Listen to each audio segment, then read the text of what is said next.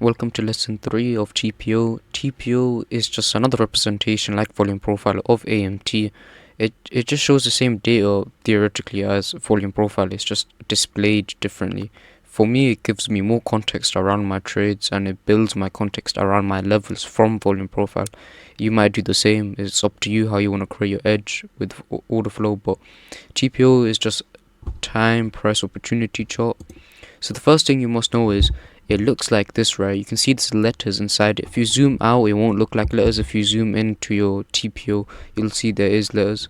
And these letters, in this example, they're 30-minute sessions. So from 9:30 to 10, it'll be like A. And then from 10 to 10:30, it'll be B.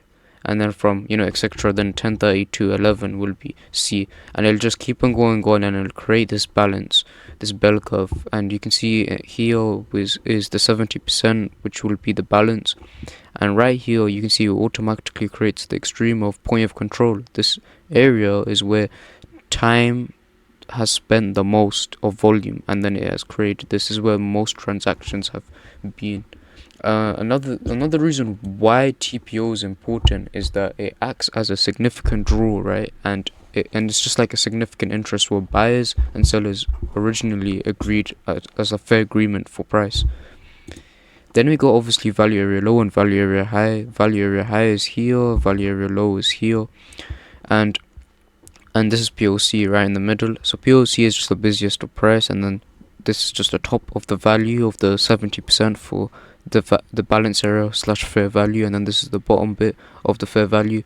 There's a tip is an objective way of looking at premium and discount. If you were an ICT trader before, you would have used you don't need to know this if you're not an ICT trader, but if you were an ICT trader, you would know that you used your deviation tools and to draw out your PD array to know where premium and discount is. That's very subjective because you're using the highs and lows of price. Anyone can use different highs and lows to interpret where premium and discount is. This is an objective way of knowing where the premium and discount level is. This helps you to identify whether if price is operating in value, if it's in premium, or if it's below value, which is in a discount. So here would be a discount, so you would want to do longs, and then if price is here, you would want to do shorts to go back into the value, etc. That's just a scenario. Another thing is a single print, right? So now this is like the specifics of TPO with these extremes. So the single prints, they appear as a single row from the time period with no overlap. So you can see it's just one period of letters. There's no overlap here. So it's just a sharp one-sided move that leaves imbalances which need to be filled, so that it will be used later on as a magnet, as a draw. It's a draw. So you draw this out like a box, for example, and if price is here, you'd want it to go back down to fill it. It's an objective way of knowing that this is an imbalance and price in the future will fill it. Another thing is that you can see in single prints, it's normally around here in the middle, and if there's like a single print at the tails of this TPO, these are tails, the top and bottom, if there is like this example here, this will be called an excess. So this is excess high, this is an excess low, and what it is, right, is that excess is just the edges of the TPO and is created when two or more rows of the same letters are formed at the extreme, and it's sort of like a single print, but it's just at the tails.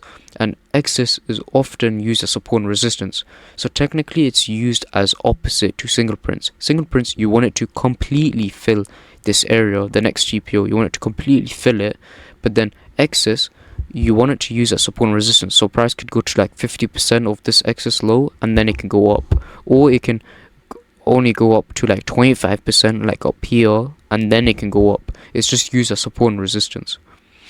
Another thing is poor highs and poor lows. They occur when there's weak rejection from a level.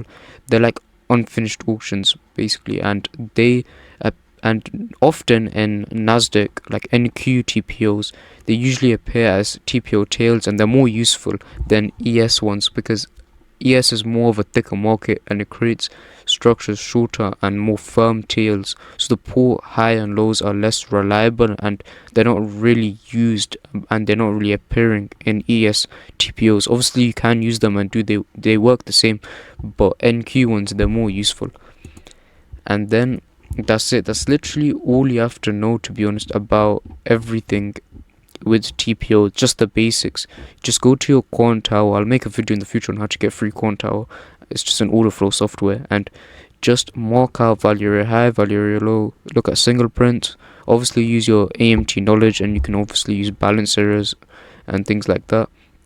And like use excess highs, excess lows, and like poor highs, poor lows, and they can create a bias. This is how you can create a bias. For example, let's say price is trading here and there's a single print here. So if I show you an example, there's a single print here and price is accumulating here. If it breaks out, it has an 80% chance from going back down, but guess what, there's a single print, so you would it would be a nuance. You would want price to fill that first before going back down into this value area. Do you understand? Or it would go to the POC, and then after it goes from the POC, it can just go back down into this value area. So things like that. That's how you can create bias within your levels, and you want to delete levels which are not in your bias. I'll make more of an advanced TPO video in the future on how to create your volume profile levels and how to create context and clarity with your TPO bias. But that's pretty much all TPO is. That's all you need to know. You just need to go in the charts and just mark it out, and yeah, you'll be fine with it. There's a Notion page below in the comments that you guys can use, and that's it.